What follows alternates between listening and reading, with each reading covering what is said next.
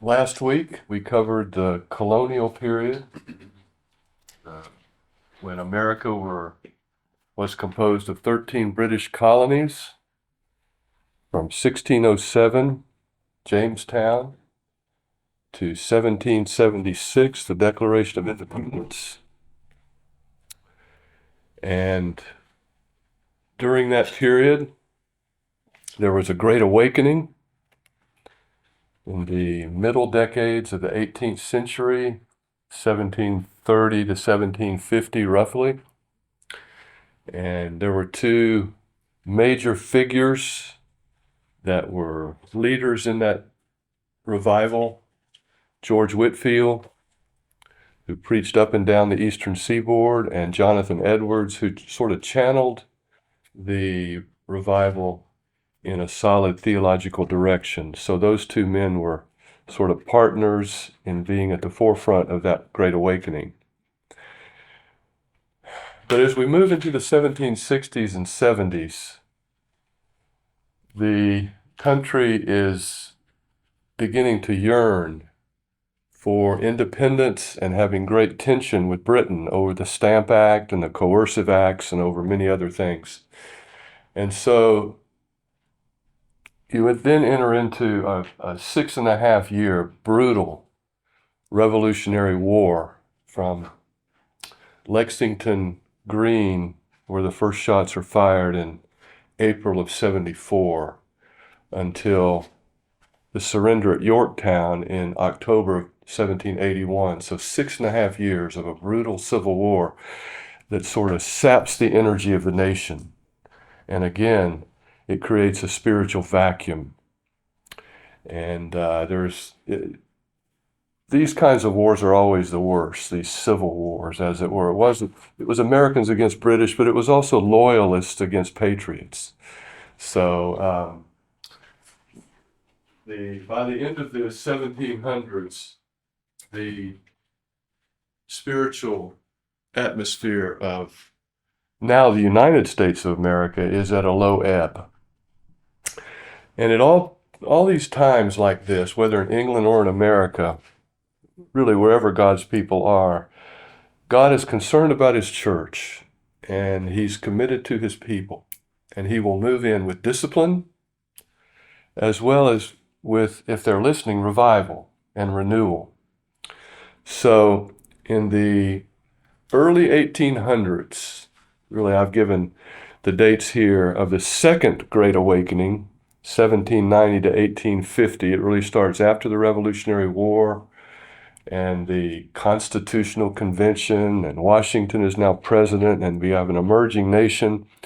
And in that last decade and in the early decades of the 19th century, there is what has been called the Second Great Awakening. And in this Second Great Awakening, there is not one central leader or figure. It's really led by local pastors and evangelists, and even a lot of lay leaders in these churches that have been planted up and down the eastern seaboard. And especially as Americans are now streaming across the Appalachian Mountains and going west, and even beginning to cross the Mississippi with the Louisiana Purchase, now you have a continent, not just an eastern seaboard. And these preachers are going out to these frontier areas, and they're having what are called camp meetings, frontier camp meetings. And it especially involves Methodists, Baptists, and Presbyterians in the hinterland of the emerging nation. The beginning of the Second Great Awakening is oftentimes attributed to a meeting in Cane Ridge, Kentucky, when many people were converted. But there are many other camp meetings like this that take place in sort of the emerging areas of the frontier areas of America as people move west. Especially you have Methodist circuit riders. You remember Francis Asbury and Thomas Coke came over from England to become the first bishops of the Methodist Church. And they sent out these circuit riders on horseback to go village to village and town to town, and they preached the gospel. They lived very simple apostolic lives of sacrifice, and they preached the gospel. There were also a lot of Baptists who went out. A lot of them were sort of bivocational farmer preachers who fanned out throughout the South and the opening up of the West. And these evangelical Methodists and Baptists became the dominant religious force in America during the 1820s, 30s, 40s, and so forth up to the Civil War. So if you go, you can just get in your car and you can travel through West Virginia or South Carolina or Virginia or Georgia or wherever and go to these small towns, and you'll find Baptist and Methodist churches, and occasionally a Presbyterian church as well. But these oftentimes were are churches that sort of attribute their beginning to the Second Great Awakening. So the Second Great Awakening had a much more powerful, lasting influence on the emerging nation, the United States of America, than the First Great Awakening did. Had a tremendous impact that even continues to this day. So, just like when the fervor of the churches began to wane in the 18th century, God raised up George Whitefield. Now, in the early decades of the 19th century, after the Revolutionary War, as the nation's energy was sapped with this brutal war and spiritual fervor began to wane, God again sent out people to preach and teach and disciple and to plant churches. And up until the Civil War, this became a country that was just populated with church-going, Bible-reading people. Large percentage of the population, probably over 2/3, were church-going and Bible-reading people.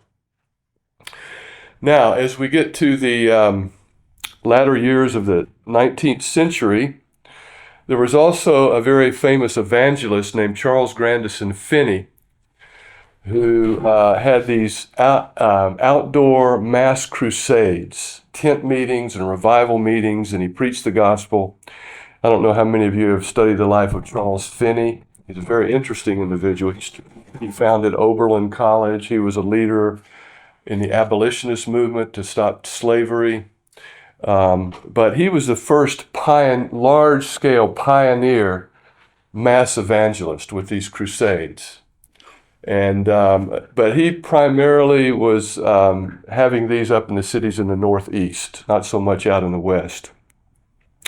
He was then emulated by Dwight Moody. You've heard that name, Moody Bible Institute.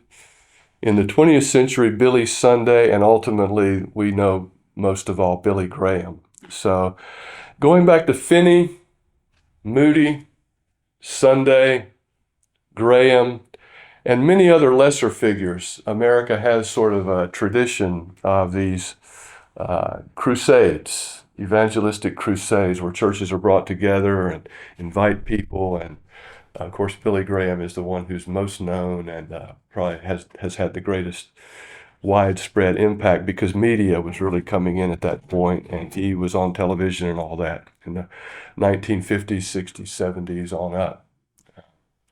So Charles Grandison Finney. There are those who believe that Finney's sort of techniques were somewhat manipulative. He's got mixed reviews. If you read his life, you'll see people, some like what he did, others think that it really didn't have much of a lasting impact.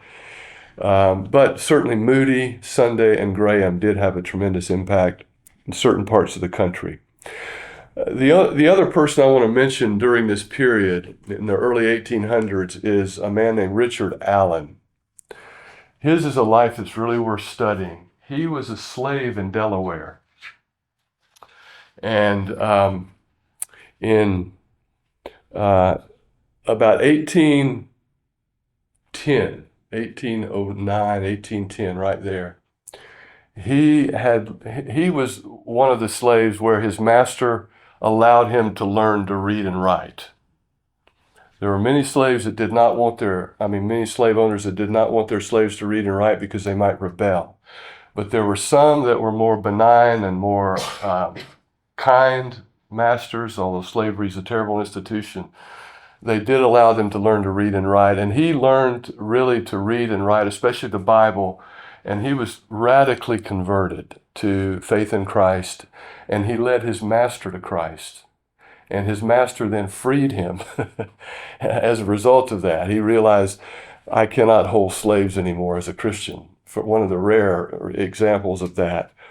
And he freed Richard Allen, and he became the founder of what was called the African Methodist Episcopal Church, the AME Church. The AME Church, it's African, is largely but not exclusively an African American denomination. It's Methodist in theology, and it's Episcopalian in church government.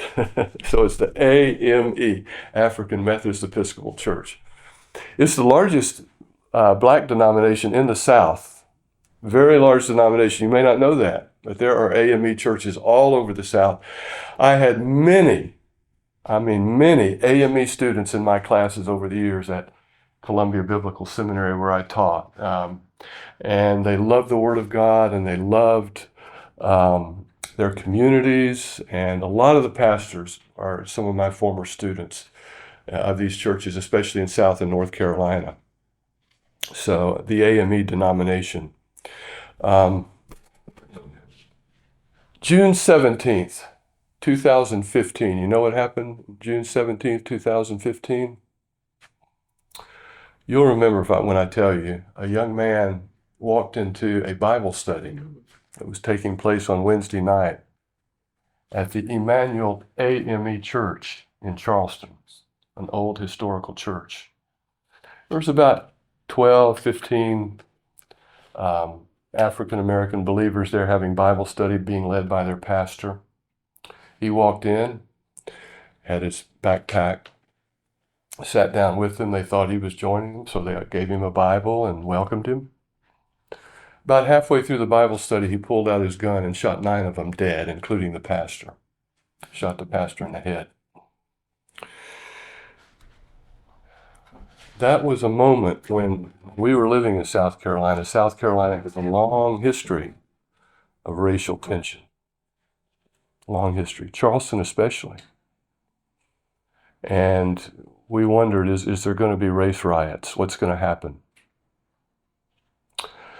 The pastors of the African American churches in Charleston came together and they said, we're not going to riot, we're going to pray. We're going to pray that this will become a moment of reconciliation after all these years of tension. So they came together and prayed, and the governor of South Carolina went down there, and instead of stirring up tension, her name is Nikki Haley. Heard of her? Nikki Haley came down to Charleston. She brought the community together rather than dividing the community. She brought the community together. It was her finest moment as a governor. And I didn't go down, but there were prayer meetings. There was a large gathering in downtown Charleston, and Nikki Haley said, we are going to remove the Confederate flag from the state grounds of South Carolina. It's been up there long enough. We're going to put it where it should be, in a Confederate memorial, in a Confederate museum. And it was a wonderful, wonderful, courageous move by Nikki Haley. Governor David Beasley, 2 years before, had said the same thing. He, by the way, Governor David Beasley is a born-again evangelical Christian, governor of South Carolina. He was on the board of trustees of the seminary where I taught. Wonderful man. And he said the same thing, and he got drummed out of office.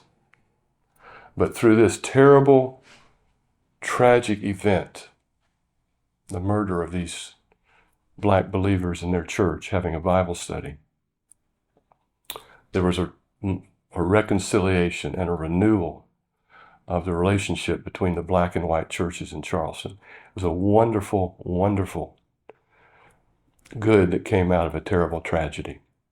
Well, I thank God for Nikki Haley, and I thank God for the pastors, and especially for the family members of those whose loved ones got shot to death that night. Instead of calling for vengeance and anger, they said, we're going to pray for the soul of that young man who came in here and killed our loved ones and our pastor. So the power of Christian charity and forgiveness, great redemptive moment, the AME Church. Now, as we move to the middle decades of the 19th century, 1850s to 1900, 1850s to 1900, we went through a brutal civil war, terrible carnage. 700,000 boys, North and South, were killed in that war. And again, just like the Revolutionary War, it sort of sapped the energy, the spiritual energy of the churches.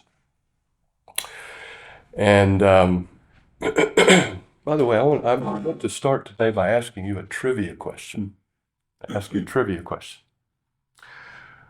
This country, United States of America, has had 45 men occupy the office of president, 45. Now, Trump is number 47, but Grover Cleveland and Trump had split terms. So 47th, but there's only 45 individuals. Here's a question for you. Don't answer it right now. Just think about it. How many of those 45 men have been baptized members of a Christian denomination? Don't answer right now. Just think about that. Now, when I say baptized, I mean either as children as babies or later as adults. They've been baptized members of a Christian denomination. So we'll come back to that in just a minute. Now, the late 19th century, there arose in the Western world, not just America, but in the Western world, it came over here in waves as well, a number of ideological challenges that challenged traditional Christian faith. Head-on challenges by a number of philosophical, ideological currents. And I have summarized 4 of those, which I think are 4 of the most important. I'm not going to spend a lot of time on this, but the Western world began to turn in a decidedly secular direction. And if not atheistic, agnostic direction during the latter decades of the 19th century. There were other reasons as well, the Industrial Revolution, the dehumanizing of people through various political and sociological policies and so forth. But especially because of these powerful ideological currents or worldviews that were spawned in Europe, and whatever starts in Europe ends up coming here, right? Because we have Europe is our background, European background for the most part. So, and I want to just summarize 4 of these. One is rationalism. And the leading figure there was a man named Immanuel Kant. He wrote this book, Critique of Pure Reason, in 1781, but he spawned a whole philosophical worldview. He was the kind of the leader, but others followed along and refined his ideas.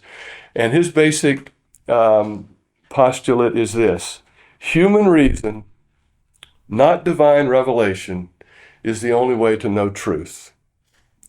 Human reason will lead us to discover truth, not some sort of divine revelation from a supernatural God who breaks into history. So Immanuel Kant, and he was a very, very influential individual. And he lived to a ripe old age, taught for about 50 years at the University of Königsberg in northeast Germany. So rationalism. Human reason is to be valued above everything else, not some sort of divine revelation from God. Number 2, Charles Darwin. You all know Darwin, biological evolution. He wrote On the Origin of Species in 1859. And his basic postulate is that human beings evolve from primitive life forms through natural selection. That is the principle, natural selection. Design and purpose in an intelligent creator who designs the world and creates man in his own image with a moral nature is a myth.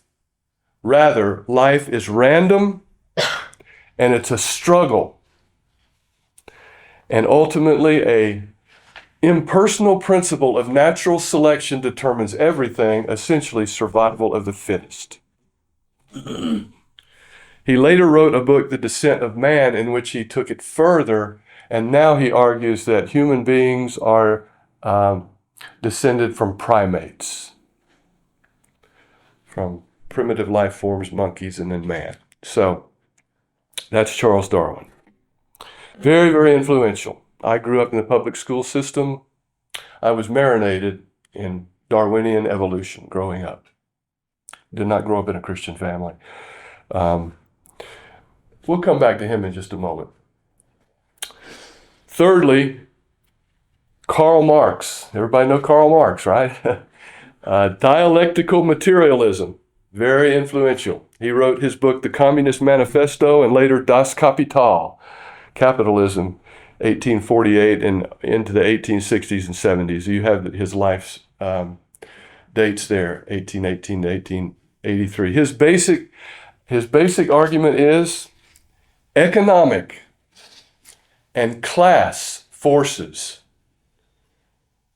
direct human history. It's a constant struggle between the economic marginalized working class, the proletariat, and the elite, entitled class, the bourgeois, and they're battling away in an eternal class struggle, and ultimately the proletariat will prevail, and there will be a one-class system. The dictatorship of the proletariat. That's where we're heading toward, the utopia. So, Marxist, Leninist, Marxist theology, you could call it, or Marxist philosophy, is the third great current that began to challenge traditional Christian faith. Rationalism, Darwinian evolution, and by the way, I mean macroevolution.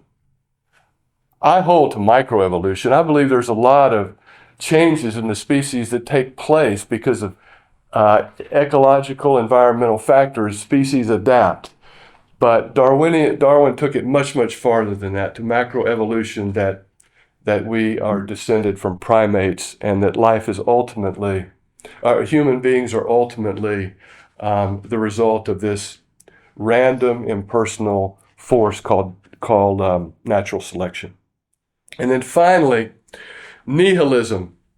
And the main person here is Friedrich Nietzsche, 1844 to 1900.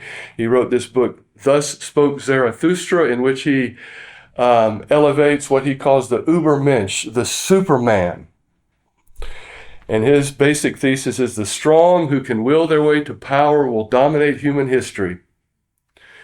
And his ideas, as well as that of Darwin, are prescient, and they preview what in the 20th century will become social Darwinism and eugenics, that ultimately might makes right, the survival of the fittest, that's what matters. And so power ultimately will dominate. There's nothing you can do about it. And eugenics then means that because we want the powerful to dominate, we want to be a more powerful human race, then we need to manipulate the gene pool and forced sterilization and all of that, which was very, very popular ideology from say 1910 to 1940. Eugenics died basically with the Nazis because the Nazis were great advocates of social Darwinism and eugenics, and they wanted to build up the Aryan race and destroy everything else. All of these marginalized people, people with handicaps, people with mental deficiencies, we need to eliminate them in the gene pool. That is eugenics. And the underpinning of that is social Darwinism, the survival of the fittest. So these are still four very, very powerful currents in human history today, and helped to change the Western world, beginning with Europe and coming to America. The Western world from really a traditional Christian cultural worldview to a very secular humanistic worldview, which continues to predominate today. So, powerful currents directly challenging a theistic worldview. Finally, at the bottom of your handout, um, it entered into, these currents began to be so popular that they began to enter into the religious world as well. And so major seminary professors and presidents and of even Christian institutions began to toy with ideas, at least to a certain extent, from these four currents. And there was a flowering of what is called higher criticism of the Bible. And I've given you, this higher criticism of the Bible entered into all of the mainline denominational seminaries in the late 1800s and especially up to about 1920s, 1930s, where the seminaries of major mainline denominations, and by that I mean the Church of Christ, the United Church of Christ, the United Methodist, the United Presbyterian Church, the Northern Baptist, not so much the Southern Baptist. The Southern Baptists resisted, and they became a segregationist denomination in 1845 so that their members could continue to have slaves. So not a very fortuitous beginning for the Southern Baptists. I was a member of Southern Baptist Church for a number of years in Columbia. They have refuted that, of course, and apologized and repented of that in recent years, but that was the formation. But many of these mainline denominational seminaries imbibed higher criticism. And let me just read what is my own sort of simple definition of higher criticism. Let me read this, if you'll look at your handout. The Bible is an account of man's existential quest for meaning and purpose.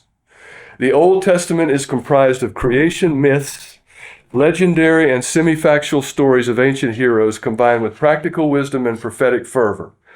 The New Testament is a record of an inspired teacher, Jesus, whose teachings are elevated and uplifting, especially the Sermon on the Mount. But it is Paul and John that transforms Jesus into the divine Son of God and constructs the main lines of Christian theology. So you can see that they take macroevolution and they apply it to the New Testament. Jesus is a simple Palestinian prophet who had some good ethical ideas. Paul then transforms him in a macroevolutionary way into the Son of God.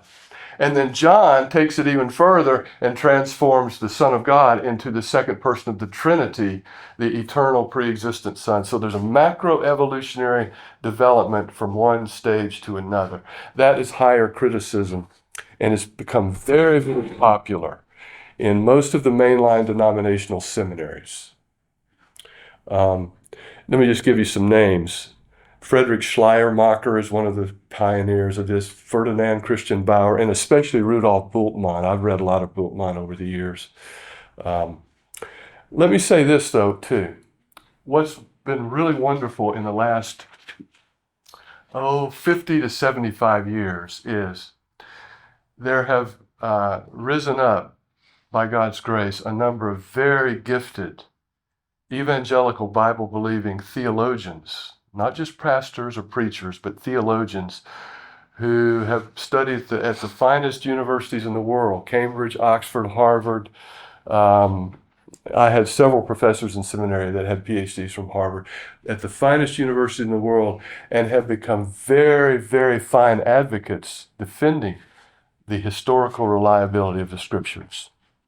I'll just give you a few names. If you want to write them down, you can look up their books.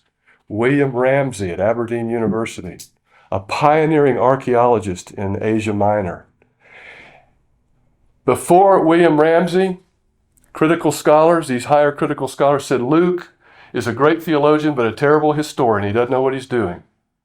After Ramsey, even in the liberal seminaries, Luke knows what he's doing because William Ramsey demonstrated in his works that Luke was very, very careful in the terms he uses, and the Bible has been vindicated by archaeology over and over. William Ramsey. Another young man, Colin Hemer, Hemer, built on the work of William Ramsey and has written some wonderful articles and a book on the book of Acts, demonstrating the historical plausibility and reliability of the gospel. And then probably the finest textual critic of the early manuscripts of the Greek New Testament, a man named Bruce Metzger, who was a professor of New Testament at Princeton Seminary for many, many years, has written a lot defending the historical reliability and truthfulness of the New Testament, a Bible-believing man. So it's no longer just a bunch of preachers and lay people that are defending the Scriptures. It is now many very, very fine, widely recognized scholars who have made a great case for the historical reliability of the Scripture. So we owe a lot to them. And then there have been some very fine historians who have also done some great work. Mark Noll, who I've referred to earlier, George Marsden, both of them taught at Notre Dame, and then Nathan Hatch. Nathan Hatch grew up in Columbia, South Carolina. His father was a colleague of mine in the seminary at the Bible College and Seminary in Columbia. He grew up in that family. He went on to become a very fine leading historian of early American Christianity and then became the president of Wake Forest University for many years, a Bible-believing man. So there are fine evangelicals now in many of these places and have made a very strong case that this higher criticism is more of a philosophy than it is something that is really something that is grounded in solid evidence. It's really more of just a viewpoint that is spawned by some of these other currents that we've just looked at. Finally, I want to say this. Hebrews 13:7 says, when you consider those whom you are to follow and listen to, your leaders, Hebrews 13:7 says, consider the outcome of their way of life. Look and see what their teaching has done for them personally. What are they like? What is their legacy? What is their family like? What is their character like? Consider their outcome when you consider leaders. Immanuel Kant. Think about Immanuel Kant. Well, he wasn't a bad man. He was just an ivory tower man who toyed with various ideas. His friends said you could set the clock by the exact moment that he would leave his home in the morning and walk to his office, and you could set your clock by the time he would leave his office in the afternoon and return to his home. Never married, never had a family. 60 years at the University of Königsberg, he was an ivory tower theologian toying with ideas. Now, is that the type of person that you want to necessarily follow? I don't think so. Charles Darwin. Charles Darwin was a hardworking man. He collected a lot of specimens of the invertebrates and studied them. He came to his own conclusions. He began wanting to study theology early. As a growing up in a church-going family, his friends described him at the end of his life as lonely and troubled. His wife, he had a happy marriage to his wife, Emma. Emma Wedgwood. You heard of Wedgwood pottery? She's from a wealthy family. And when she was going to her Unitarian church on Sunday morning, Charles Darwin's friends said that he would kind of plod along the streets of Cambridge and down Kent, troubled, depressed, troubled, and wrestling. He never became an atheist. He went back and forth, back and forth. There is a creator, there's not. There is a creator, there's not. He ended up concluding there's not, and he had really no joy or purpose in his life. Do you want to follow someone like that? Well, it gets worse. Karl Marx, the great defender of the working class, never worked a day in his life. He spent decades holed up in the British library poring over dusty manuscripts with economic theories. His poor, long-suffering wife and his children lived in penury, and he was dependent on the support of Frederick Engels, his partner in the Marxist ideology that he proposed, and Engels supported Marx's family while he just kind of studied his theories. He was bitter, he was angry at the world, and he was alienated, and his family ended up in penury. And the worst of all, Friedrich Nietzsche. Friedrich Nietzsche was the son of a Lutheran pastor. He walked away and became an agnostic. And later in life, he descended into delusional conspiracy theories. He finally went stark mad and ended his life in a sanitarium, contemplating suicide. Consider the outcome. Consider the outcome of the kind of people that you want to follow. So I think that's a good warning for us, that when we're toying with the ideas of someone who comes forward with various ideas or worldviews or thoughts, we listen, but we keep our critical lenses on, and we remember to study the outcome of those whom we're listening to, so that we have discernment and wisdom. Now, I'm going to get back to my trivia question. I have 15 minutes left. Yes, but I'm disciplined today. Disciplined. 15 minutes left. How many of the 45 presidents of the United States, 45 men who have been president, have been baptized members of a Christian denomination? You want to guess? Anybody? 4. 4? You better up that a little bit. No, I was gonna be crazy and guess all of them. that's what Melissa said too, all of them. You would think so, wouldn't you? Yeah. Because of the country that we're in. 44. Well, 44. 44, not 4. 44. Okay? well, I was close. You got one 4 right anyway. Just round it up. The only president that we have had who has not been a member of a Christian denomination is my favorite person in American history. This man. This man. You all know that? He doesn't have his top hat on, but this man, Abraham Lincoln. I love Abraham Lincoln. In world history, the most written about person in all of world history is Jesus of Nazareth. And he clears the field by a long way. Books, monologues, dissertations, articles. Number 2 in world history is a close tie. And you read historians, they'll say, it's this guy? No, it's this guy. You want to guess who they are? Alexander the Great. Martin Luther, Napoleon Bonaparte. Who did you say? Alexander the Great. Alexander the Great. Well, a lot have been written about him as well. But in American history, this man clears the field by a long shot. More books written about Abraham Lincoln than anyone else. So I want to talk a little bit about Abraham Lincoln. There's a wonderful book about Abraham Lincoln called Lincoln's Battle with God. It's an interesting, very interesting analysis of his struggles. So, now you say, why are you going to talk about Abraham Lincoln? Because I want to. And I'm your teacher this morning. So, for 15 minutes. Abraham Lincoln, because he had such an important impact on this country, ended slavery, navigated the Civil War.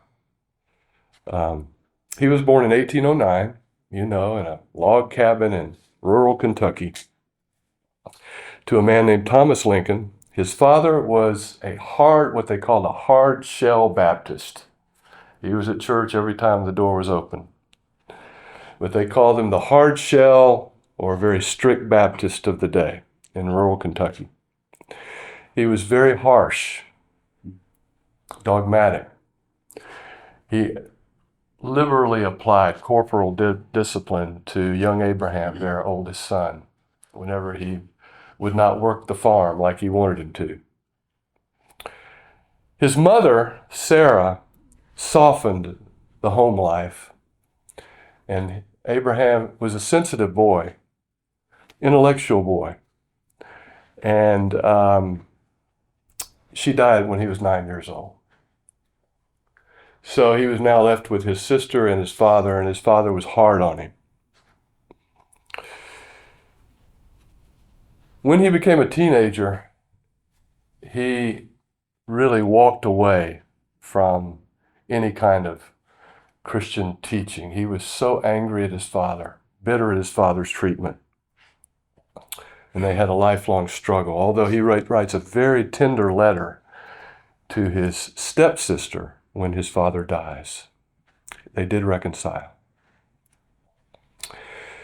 He rejected the Christian faith early on for several reasons. Number one, his father was harsh, and he identified Christianity with the strict, disciplinary, harsh, and he saw God that way. We oftentimes see God the way we have our earthly fathers. We oftentimes, if we have a difficult father, it's difficult to know God as our Father. And the same is true if you have a good father.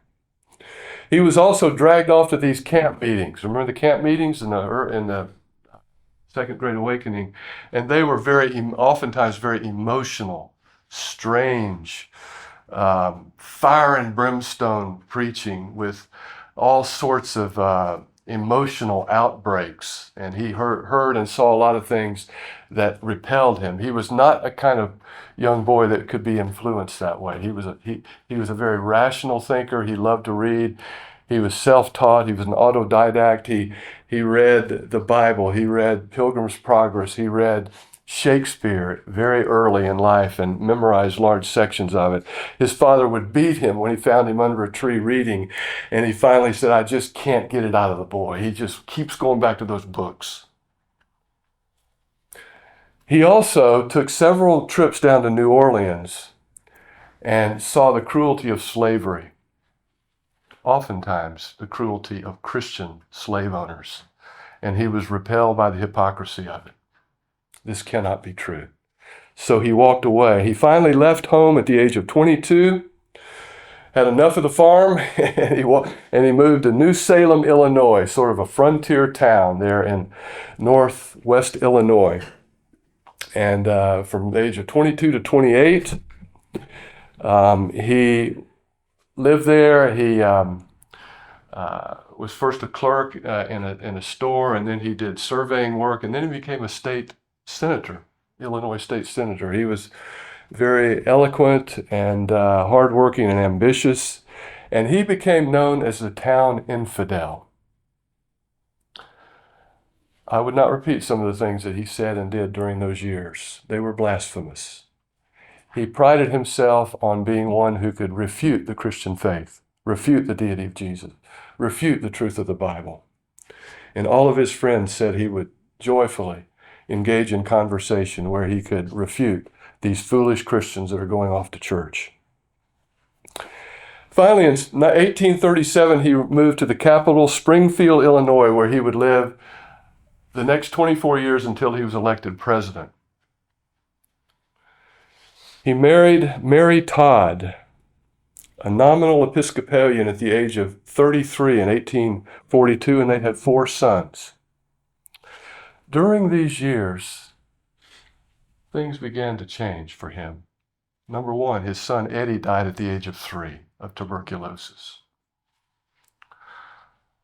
Number 2, Mary, though she had a lot of emotional problems, had a spiritual longing, and she did want to go to church from time to time. And they met Dr. James Smith, who was the pastor of the First Presbyterian Church, and he began to go with her to church and sit and listen, initially just to critique and criticize, but then he was sort of beginning to engage. This was the first time that he met Christians who kind of had thought through and were serious about Bible reading and Bible study, not just emotional fire and brimstone. That didn't appeal to him. Dr. Smith had written a book called In Defense of the Christian Faith that he got a copy of and he took home and he read it. It was a very well-written book by an educated doctor, Dr. James Smith of the First Presbyterian Church in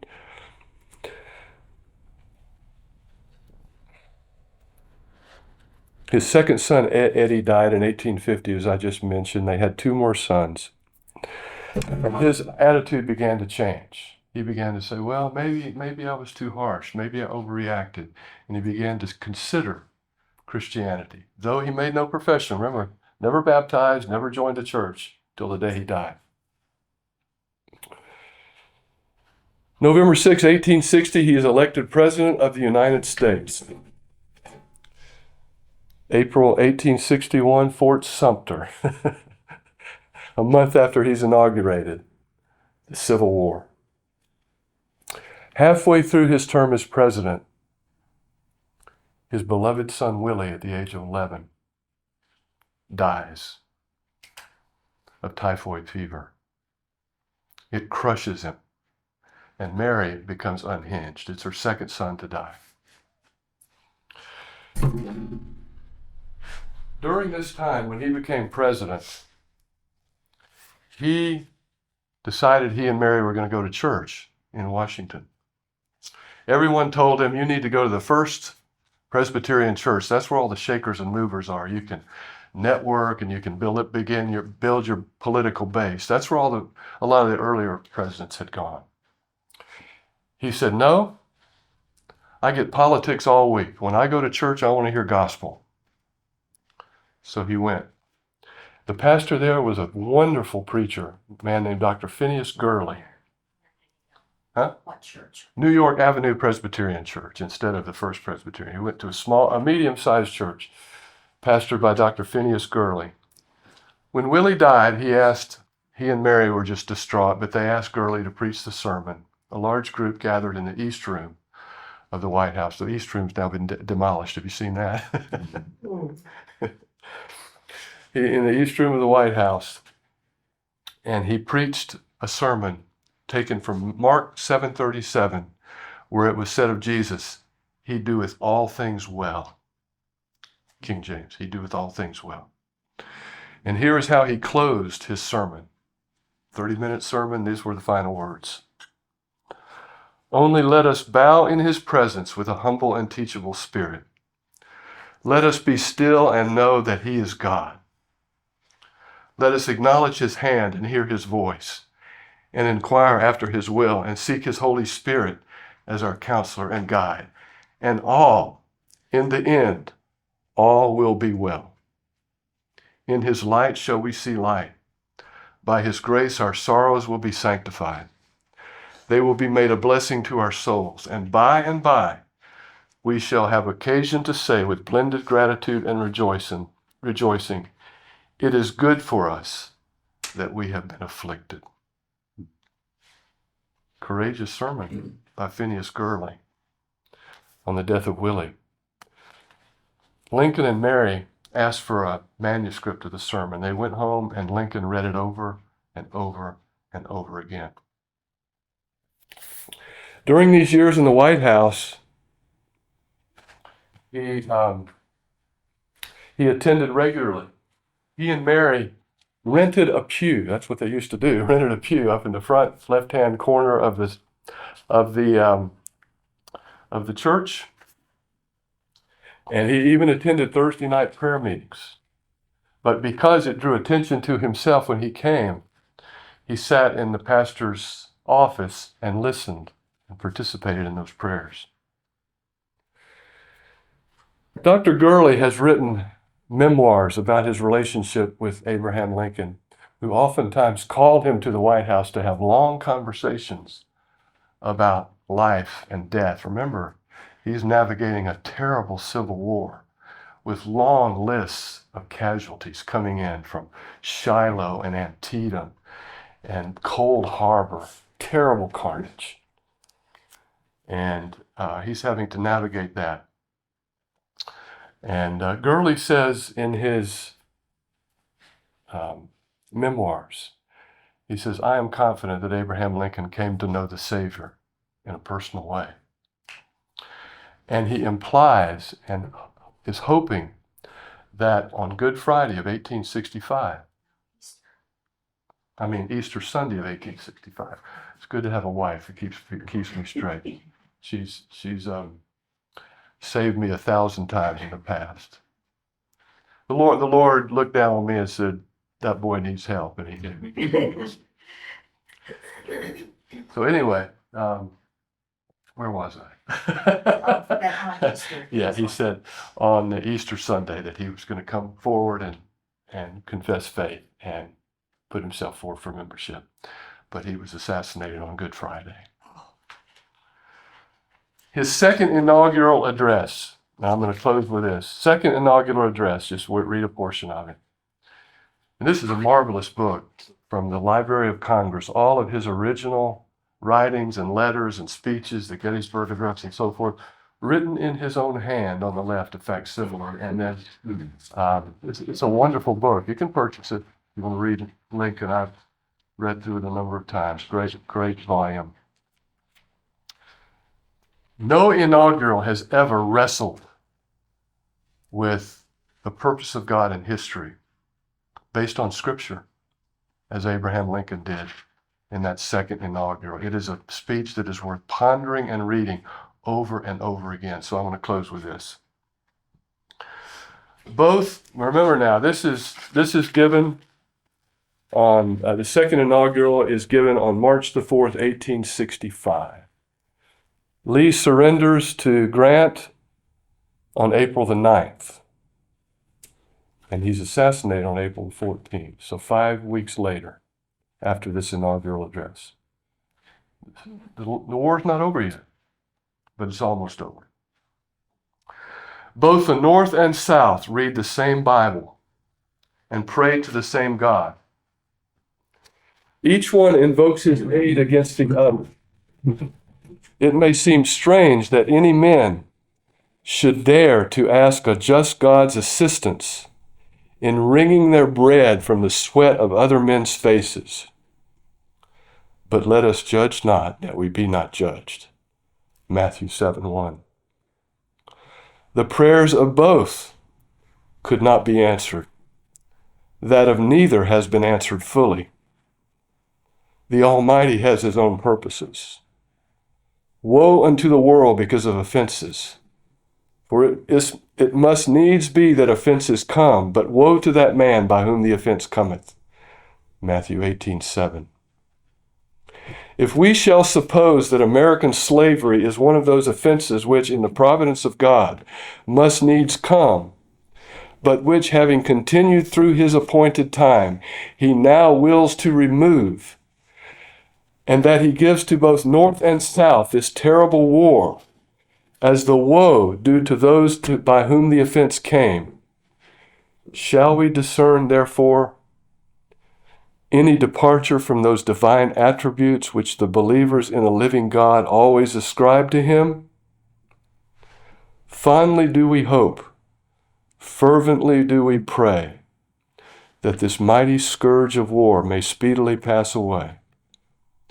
Yet if God wills that it continue until all the wealth piled by the bondman's 250 years of unrequited toil shall be sunk, and until every drop of blood drawn with the lash shall be paid by another drawn with the sword, as it was said 3,000 years ago, so still it must be said, the judgments of the Lord are true and righteous altogether. Psalm 19:9. With malice toward none, with charity for all, with firmness in the right as God gives us to see the right, let us strive on to finish the work we are in, to bind up the nation's wounds, to care for him who shall have borne the battle, for his widow and for his orphan, and to do all which may achieve and cherish a just and lasting peace among ourselves and with all nations. Wrestling with divine providence and the purposes of a terrible war. A president determined to bind the nation together, not to tear the nation apart. Let that be something we remember. A good president, a good leader, brings people together, does not divide people. We are the United States of America.